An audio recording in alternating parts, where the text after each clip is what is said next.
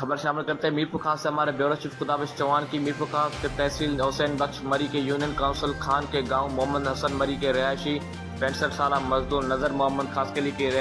मासूम 9 साल बेटी 100 रोज से जायद दिन गुजरने के बावजूद बाजियाब नौ से की उम्र रसीदा मजदूर नजीर मोहम्मद खासकली को 100 दिन गुजरने के बावजूद इंसाफ न मिलने के खिलाफ मीरपुर खास सिविल सोसाइटी के रहनुमा वाजिद लेगारी, शेर मोहम्मद सोलंगी,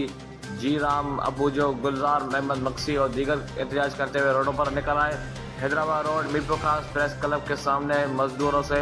इज़हार यकजहती तौर पर बैठ गए। मीरपुर खास के मारूफ समाजी रहनुमा वाजिद लेगारी ने बताया कि इंतहाई अफसोसनाक अमल है जो गरीबों, मजदूरों व हारियों के हकूक़ की बात करने वाली पीपल्स पार्टी की हुकूमत में यह सब कुछ हो रहा है। और इससे भी ज़्यादा अफसोसनाक अमल यह है कि एक मजदूर पीपल्स पार्टी का वोटर भी ये है जो गुज़श्ता 100 रोज से इंसाफ के लिए एहतजाज कर रहे हैं। पूरी खासकली बरादरी भी मीरपुर खास जिले में सरापा एहतजाज है, लेकिन मजदूर